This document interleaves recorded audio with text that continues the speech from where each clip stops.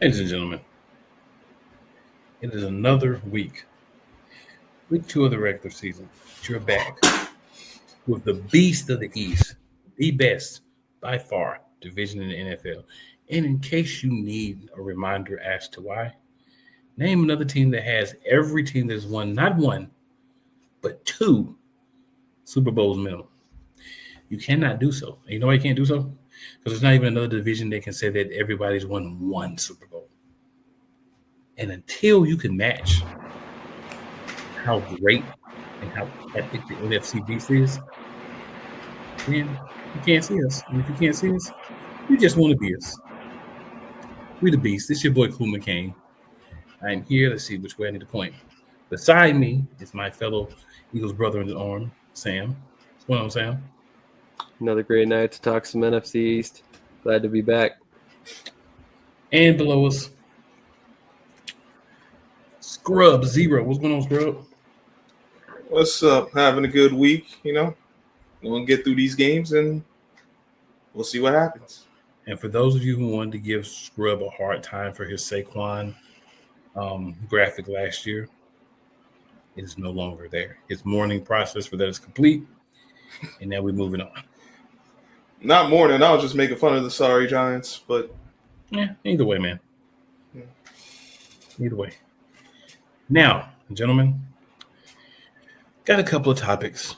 So the way we're doing it is real simple here. If you're on, you talk about your team. If you're not, if somebody wants to mention your team for you, they can. But I can promise you and guarantee it will not be Cool McCain. So,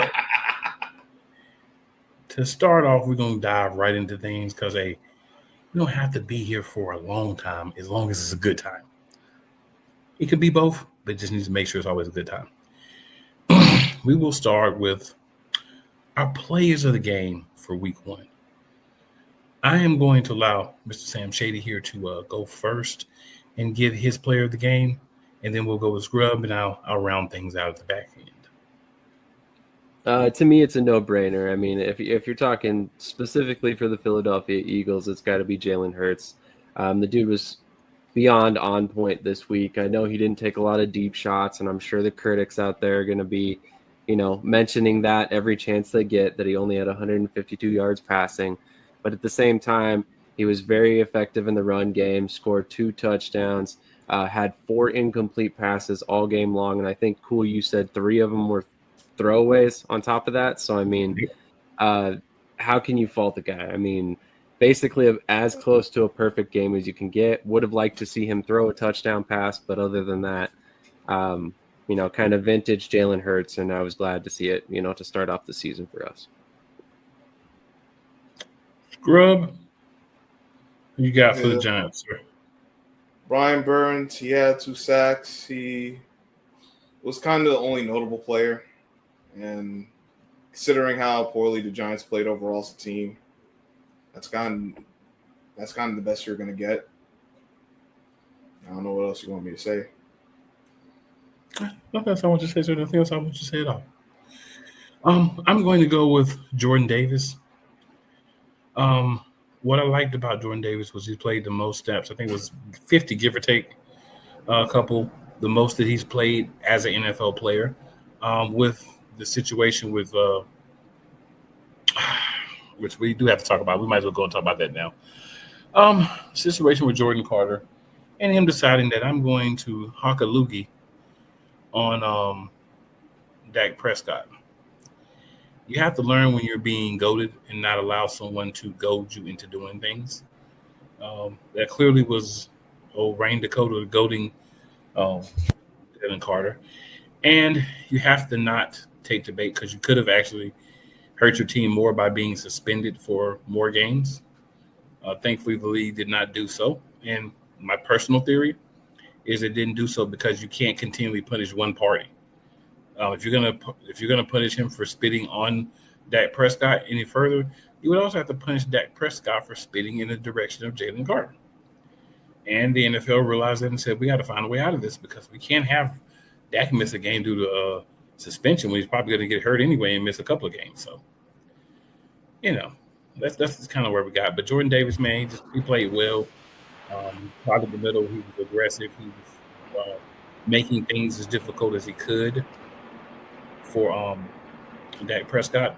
And I do want to point out the Eagles got the win without their best defensive player and without big games from our two top wide receivers. But Jalen Hurts is only good because of all the weapons he has around him. But when they don't play well, we still win. Very questionable. Sam or Scrub, would you guys like to give who you think might have been the player of the game for the Cowboys or for the Commanders, or would you like to just move on? Let's move on. If you want to give one, Sam, you can. Feel free. Honestly, I haven't looked that closely at either team, to be quite frank. Cool. So we'll move on. This is what I would like to do anyway. So, all right. So, worst off-season addition for your team. I will start this one. I think I speak for me and Sam. He might can find another person, but I am definitely going to be going with one burnt toast 2.0, Adoree Jackson. The fact that this guy is still a starter on the team is laughable. If this is the second best cornerback that we have on the roster, we are in serious, major, deep trouble because this man is burnt toast, and not just burnt toast. You have levels of burnt toast. You know that toast is so burnt that you have to scratch it off, and you still have to put butter on it just to be able to eat it. That's the burnt toast this man is. Adoree Jackson thinks that he can still play like he did years ago, and he can't. And I understand people say, "Oh, it was against CeeDee Lamb and blah this and blah that."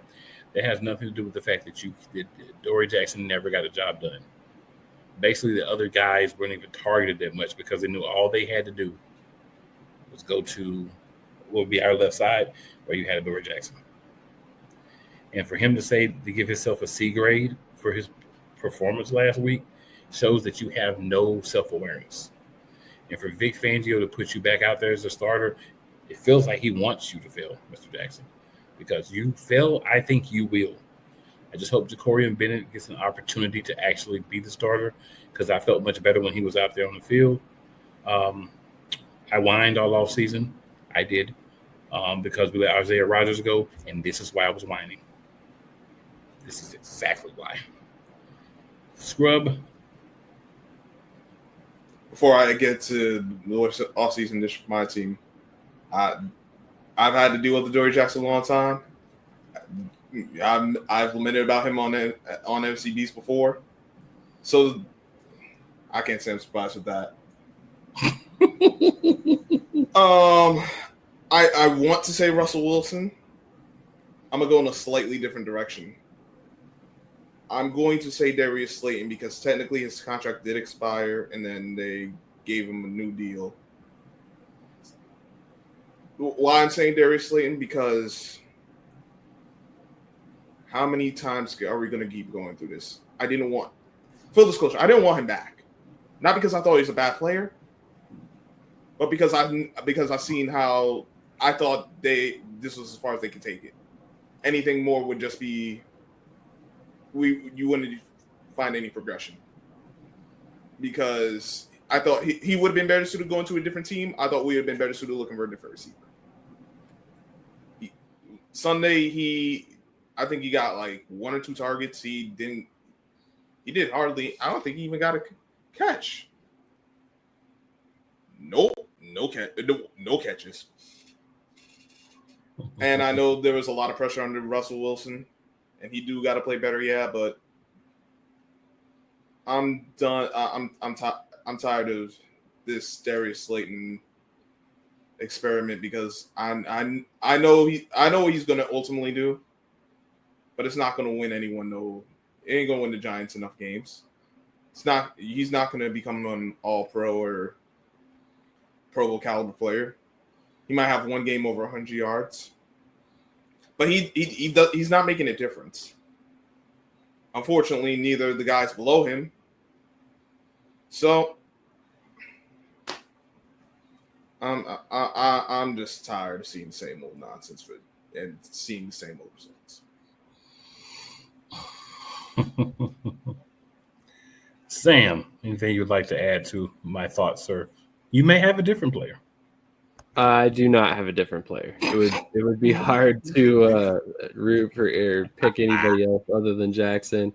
Just to add some little layers here. I mean, the dude averaged over 20 yards per reception allowed. I mean, like you said, burnt toast because it was ugly all game long. So, yeah, there's got to be a move made there sooner rather than later.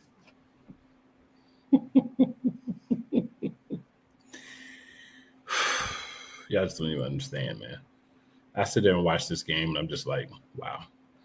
But before we go on, I'll ask you guys. I did give my thoughts, you guys' thoughts on Jalen Carter and his bodily fluid excretion onto Dak Prescott. Well, I know I discussed last week. All I'll say is, yeah, I agree with you. You can't really suspend him without suspending Dak, and we know how the league feels about suspending quarterbacks as it is. Like, unless it's just something that puts the league overall in a bad light, like over the top, they're not going to suspend a quarterback, and it would have been a problem to just suspend him. So they gave him the fine. I hope he understands that. Don't get yourself caught up in a situation that you don't need to get caught up in, because that could have had the team lost the game. The first place I would have looked at is you, because that was early in the game. Not only did you cost the team 15 yards, you were ejected. So that's pretty much all I got on that. I tend to agree. I mean, you got to be better than that, regardless of what Dak did. I think they both should have faced punishment for it, because honestly, it has no place in professional football. We're not kids. It's really, honestly, the most childish act you could see on a football field.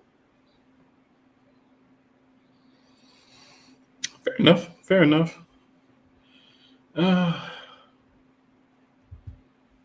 So, power rankings. Power rankings are a very interesting thing. And the reason I say that is you get different power rankings wherever you go. So what I'm going to do is, because I am so sick of ESPN and all the nonsense that they do, we're going to use the power rankings from NFL.com.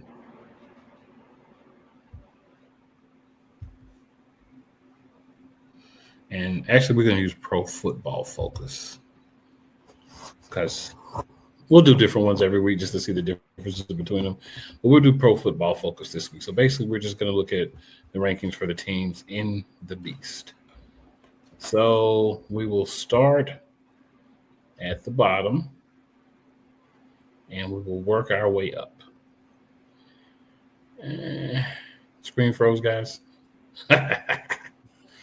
No surprise there. There we go. All right. So you can't be that low. It froze and it went all the way to the bottom. All right. So at 28, no change from last week, we have the New York Giants. Right now they have a 8% chance of making the playoffs, and the chance of winning the Super Bowl is less than 1%.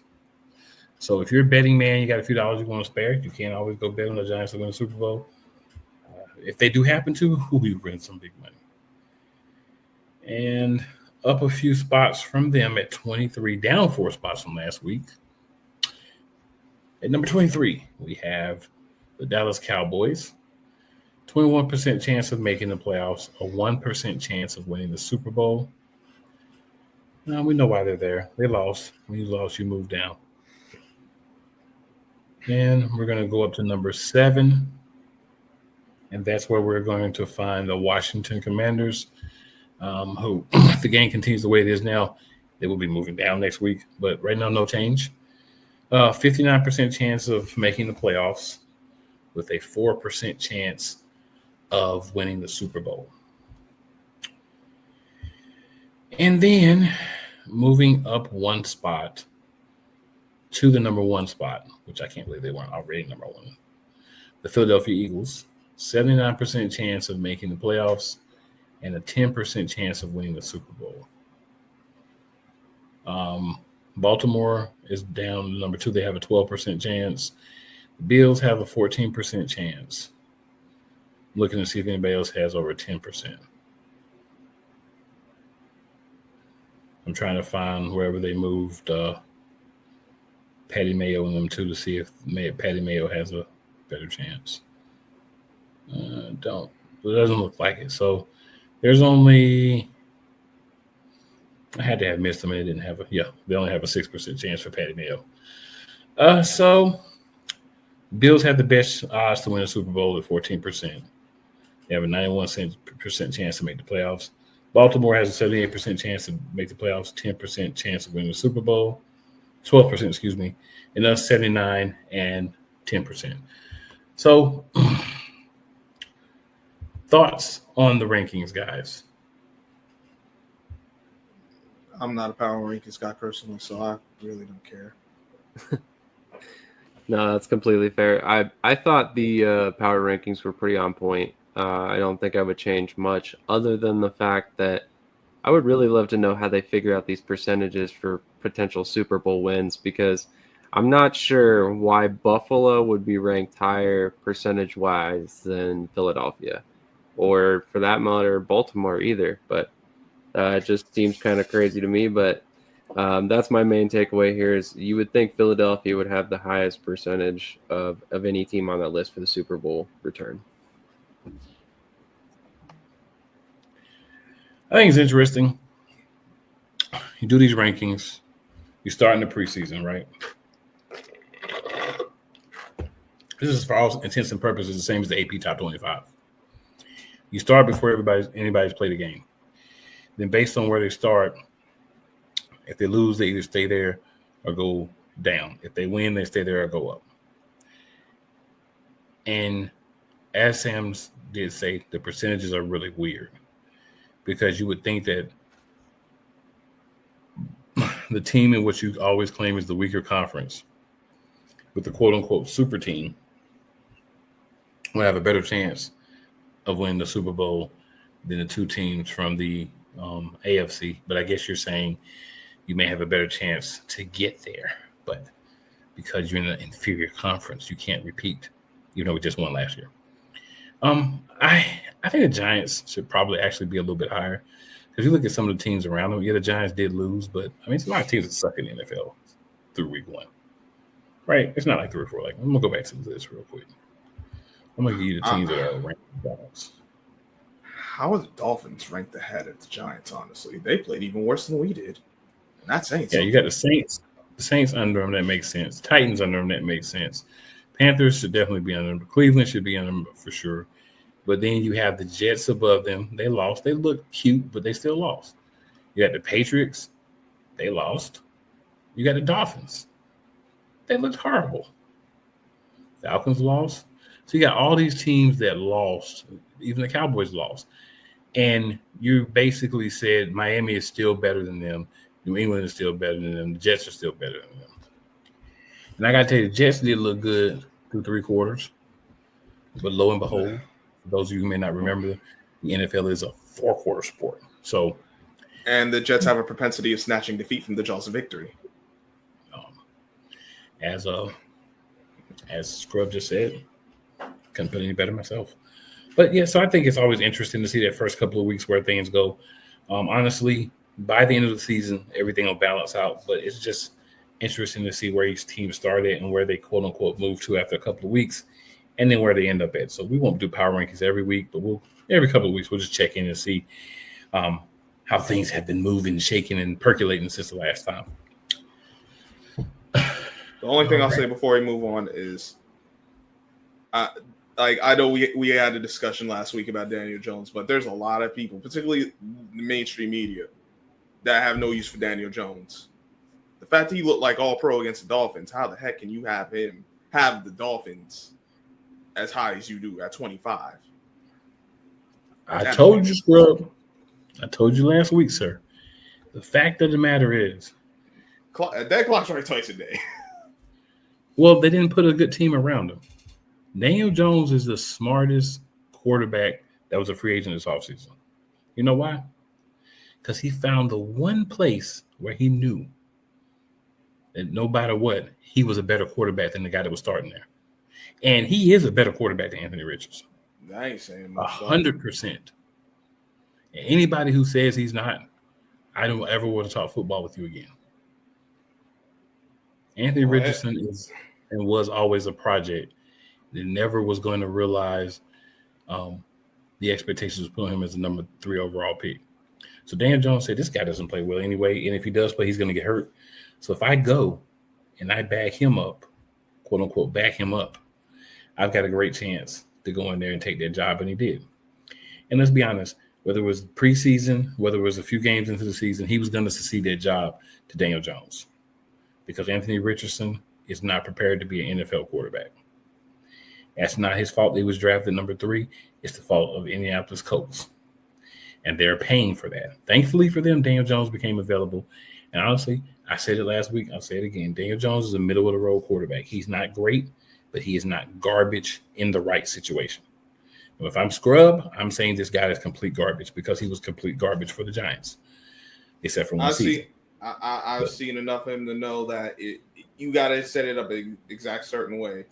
And look, that's what they're doing. And the other thing, listen, he's not so bad he can't take advantage of a bad defense. Dolphins are bad defense. He took advantage. We'll see if he continues. If maybe he proves better than he was at the Giants. Maybe this is a one-off. We'll see. I ain't holding my breath on it. I've seen the story before. That, sir, is what happens when you are jaded. I can't say that I blame you, but definitely jaded.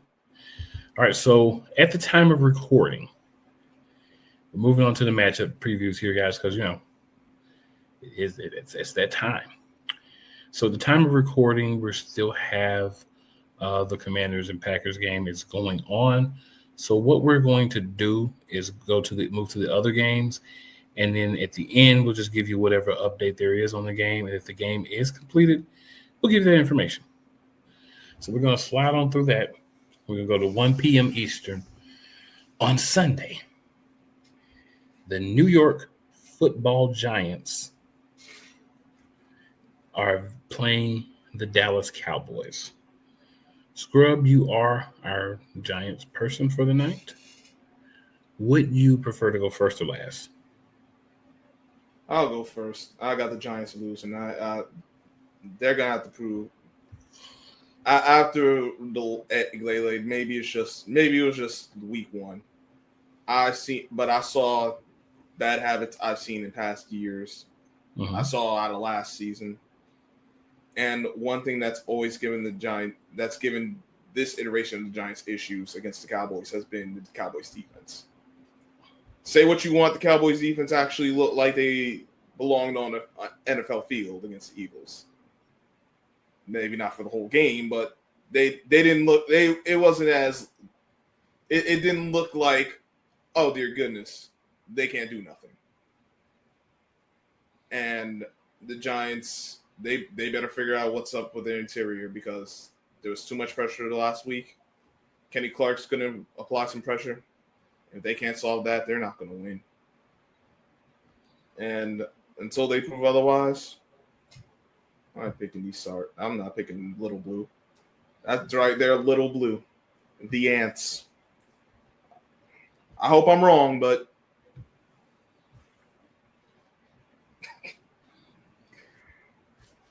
Sam, what are your thoughts, sir?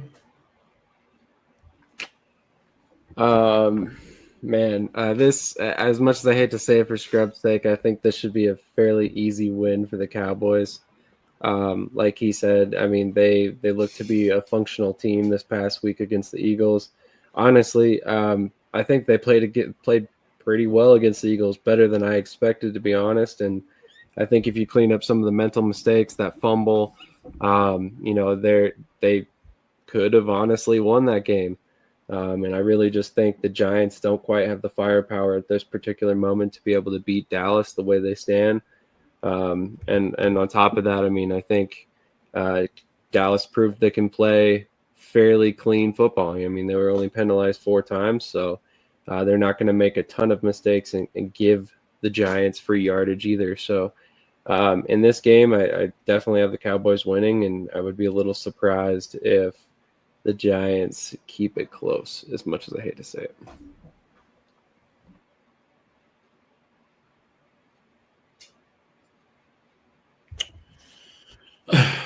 One thing I find interesting about this game is cornerback Dayron Bland has a stress fracture in his foot, or he has a foot injury. It's the same foot he had a stress fracture, and that cost him 10 games last year. So when you lose Bland, you've already lost Parsons for the season. You got to start saying, when is it going to come crashing down the hurting side for the Cowboys? And I got to say that could possibly be this week. I am going to go with Dallas based on what we've seen from both teams so far. But I will say that if the Giants do the right thing, I'm not even going to say what it is at this point, but if they do the right thing so they can get the correct personnel on the field, let's say that, then I could see them pulling out a win. But they're going to have to get the right personnel on the field. And I think everybody knows what I mean by that. So I'll pick Dallas. I'll be honest with you. Now part of that was emotional. I thought during Sunday's game, after Sunday's game, I said, "Yo, put Jameson." I still think it's a little too soon to put the rookie on. Put Jameson, because at the very least, if we go down crashing and burning, I know we're at least swinging. It looked like we. And I mean actually swinging for the fences, not just swinging to make contact. Fair enough. You'll score or get turnovers with Jameis, that's for sure. Every play's a big play. It just doesn't matter who is it for. But yeah. I feel like this. The best quarterback should play. If that's Winston, then Winston should play. If that's Dart, that's Dart. If that's Wilson, then it's Wilson should play. But the best quarterback should play. That's how I feel. That's it's just my interpretation of the situation. The one issue I will say in defense of Russ, then if the interior can't protect, well, then it don't matter which quarterback's in there, because we know the quickest way to get to any quarterback is interior pressure. And if they can't block up the middle, why even put the rookie in that situation? Might as well let the old man get beat up. I hate to say it like that, but he said let the old man get beat up. I ain't knocking you. All right, gentlemen. So we'll move on. Of course, my game of the week. We've got 4:25 p.m. Eastern Standard Time. Philadelphia Eagles versus Kansas City Chiefs. Sam, I'll go first, and I'll allow you to clean this one up. I'm going to pick my Philadelphia Eagles. There has been a news update that Xavier Worthy did practice today. So he's day-to-day. He may or may not play. Whether he plays or not, I feel confident that my Philadelphia Eagles are going to go in here and do what we need to and win the game. It will be ugly. We will be stressed out. A lot of fans will be partaking in spirits and liqueurs during the game. We'll all get at least 2 or 3 gray hairs, but we'll win the game. It won't be a huge win. We'll have to make sure that we have the ball last, or we're up by multiple scores if Kansas City has the ball at the end of the game. I do believe Philadelphia will find a way to win this game. I think we're settling back into that mode. It's going to be harder because Adoree Jackson again is starting at a corner. So that's the side that will be picked on in attack. So hopefully some safety help will be put back there to assist him on obvious pass situations. And, we'll just have to see how that works out. So I think that will be one of the ways to keep it close, is attack wherever he's at. But I think Philadelphia is going to be able to get it done. Jalen Carter is going to be back on defense. Zadarius Smith is happy to be there. We do have Will Shipley, who's going to be out anywhere from 2 to 10 weeks or something. It's like, what? How do you have that kind of span for when someone's going to be out? So the Tank Bigsby trade makes more sense when you realize that he has an injury and he's going to be out. I think Tank is going to be another guy that's going to come in and make some plays. He's not going to probably get many reps, but he's also going to be used in a return game. So that's going to hopefully get Cooper DeJean completely away from the return game and able to focus on, being every down defensive player. If I'm Kansas City, I'm attacking the weakness, which is going to be their side. But again, with Carter back, I expect more pressure, more of a rotation, and guys being fresher. So more explosion and guys being more hungry when they have the opportunities. I think we'll be able to get to Mahomes some, nowhere near what we did in the Super Bowl year, because that's just, not going to happen every year. But I think we will be able to get to him and pressure him. Scrub, what would be your thoughts, my good man? The biggest concern is wherever Adoree Jackson is lined up. That's how I look at it. He's the guy to worry about, because once again, burnt toast. And it's not even just catches. He commits a lot of big play penalties. A lot of penalties and big situations. It's not good. He's not even committing those penalties because he's not even close to the guys. You can't foul him if you're not even close to him. Well, he had one, and then the rest of the time he had one, and then the rest of the game he wasn't even close. You're right. Yeah, but he does have a propensity to pick up one of those in a key situation. In a game like this, I'm like, if it's close, I would make sure he's off the field, because that is the guy. He's off the field from the beginning of the game, but that's just. Oh, I agree, but I'm definitely making sure he's not on the field late, because I know how that's gonna go. That's the first guy I'm looking for. He's the first, the last, and every guy in between. Every time. Be that as it may, I can't go with the Kansas City Chiefs, because I think y'all are still a better team even if Worthy plays. But we saw it. Matt Nagy has a propensity to jack up the rhythm of his team as offense coordinator. And Patrick Mahomes, if he doesn't get going early, like, we know he get going late, but the later he gets started is the better chance y'all will have, because that defense is also weaker than it used to be as well. Saw last week against the Chargers. Now still only one game, but there's advantages that could be had. I don't think that both wideouts are going to be rendered as ineffective as they were against the Cowboys. So I got faith in Jalen Hurts. I just wish it just hurts me to say I'm picking the Philadelphia Eagles. It hurts my soul. Scrub, anytime you want to join the bandwagon, sir, I'm leaving a seat open for you. But I personally, I have the Eagles winning this one as well. I mean, obviously the Chiefs lost in week 1 against the Chargers, which I don't think are realistically as talented of a team as the Chiefs are. I'm not as concerned about Adoree Jackson in this game as I am in some other games, strictly because the Chiefs wide receivers don't necessarily scare me overall. I think he's still very much a liability, and I do think that we need to shade some safety coverage his way, but I just don't think that it's as big of a concern in this game per se, despite the fact that we're going against Mahomes. I might be alone in that thought process, but I also think that the way the Eagles played in week 1 really kind of lends itself toward us being able to keep the ball away from Mahomes and limit their opportunities on offense. So I think the Eagles defense should be very fresh all game and hopefully get after Mahomes and get him on the turf a couple times. And that should be the difference in this game, hopefully. So I think this is going to be a Saquon and Jalen Hurts heavy game in the running attack. And ultimately they're going to try and keep the ball away from Mahomes as much as possible. They might want to get the ball to A.J. Brown a couple of times before the media makes him want to leave Philadelphia again. Not him actually, but their BS stories. I would agree. Force feed him the ball a couple times if you have to.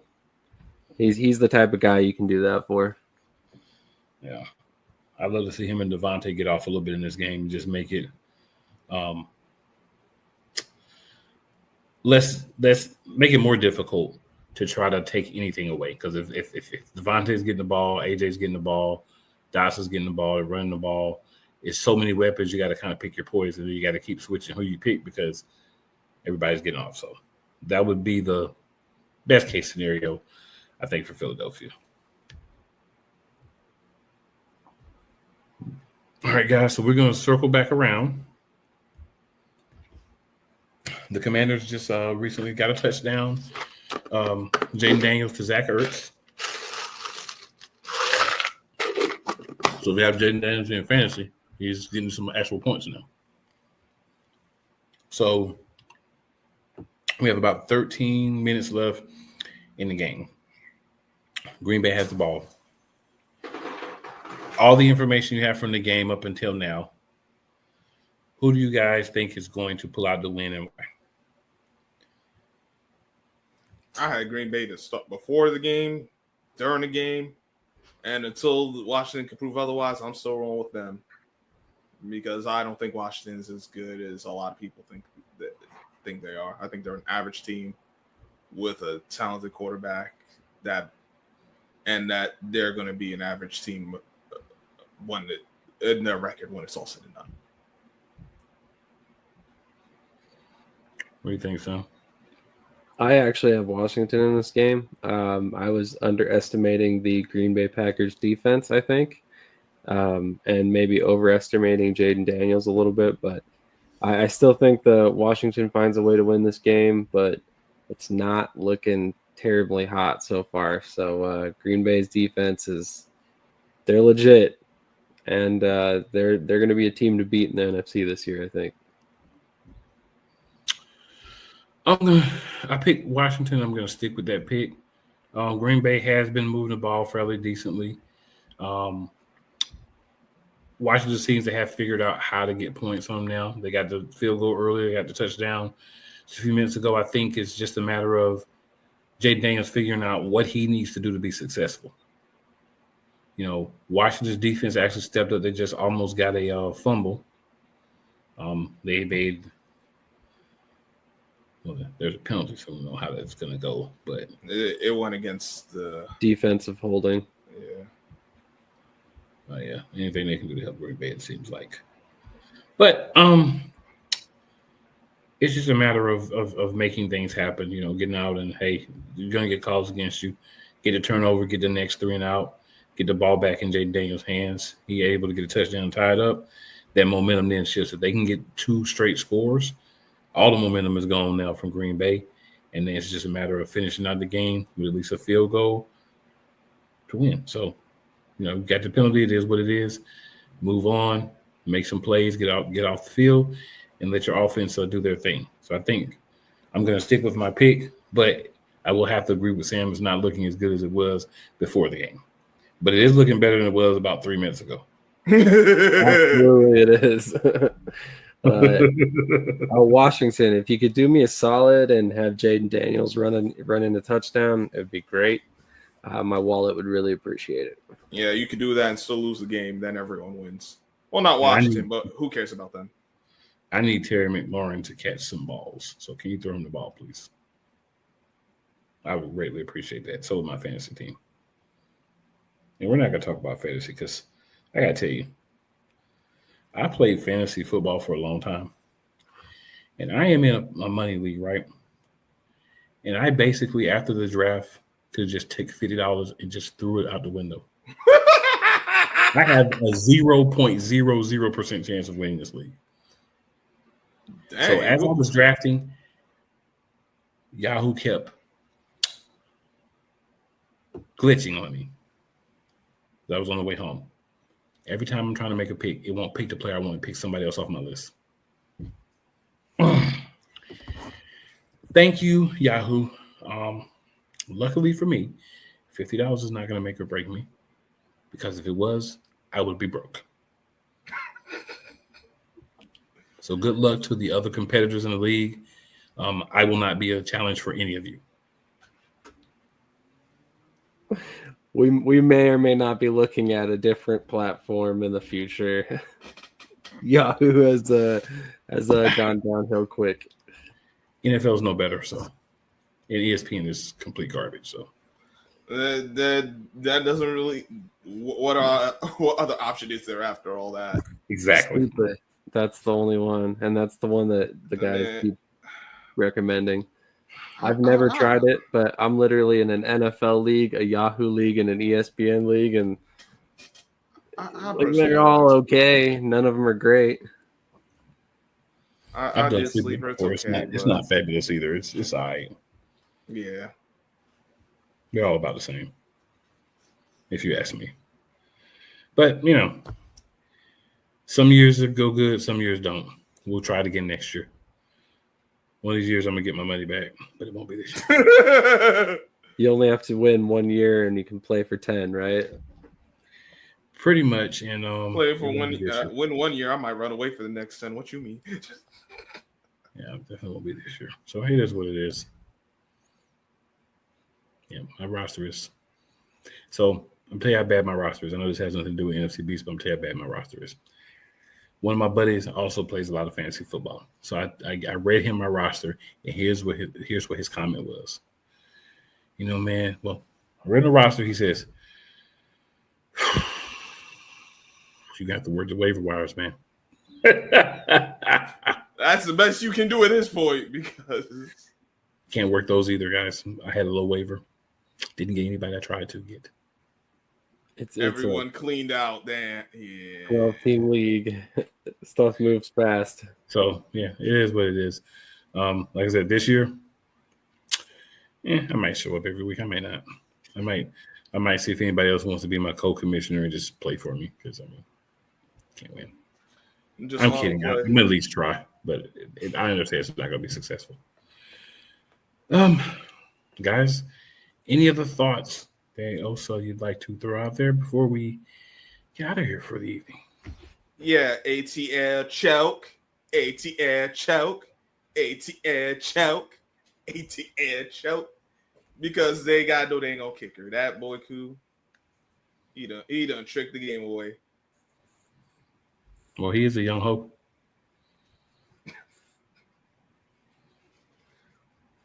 That's why we can't believe in Atlanta, unfortunately.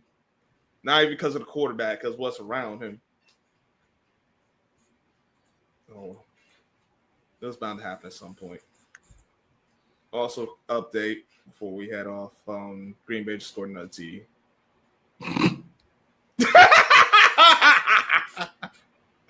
Of course they did. Of course. Of course they did. That's the Green Bay Packers. So I have Dallas Goedert starting in the league. This is a different league. I have Tyler Kraft on my bench. I went to put Tyler Kraft in early, got distracted, and never saved it. So guess what? Tyler Kraft has 116 yards passing. This is why I don't win. I'll give you one that's even worse. Because of the matchup last week, I said I'm gonna put Josh Allen on the bench because he usually struggles against the Ravens defense. The one time I do that, this joker just said, "No, I'm actually gonna play well." That's why it's F Josh Allen, F the Buffalo Bills. But tell them why you mad, son. Tell them why you mad. This joker had like 66 points. I would have won. Anything you want to add, Sam? Nah, nothing today. I think we pretty much covered it. All right, good people. As I said at the beginning, you are watching the show for the only division in the NFL that has every team that has not one, but at least 2 NFL Super Bowl championships. And hopefully we can make it 3 this year. So appreciate everybody for tuning in. Make sure you leave your comments. Make sure you go onto the page. Any of our pages that the show is on. Leave the comments, thoughts. If you have anything you would like for us to talk about, throw it on there. We got you. And with that being said, guys, make sure you're sharing the show. Make sure you tell at least 5 people that you know. And you can even tell 5 people that you don't like. And it's never where you start, guys. It is always where you finish. For my man Scrub, my guy Sam, this is Cool McCain. Another episode of Nfc Beast is now going to be in the books.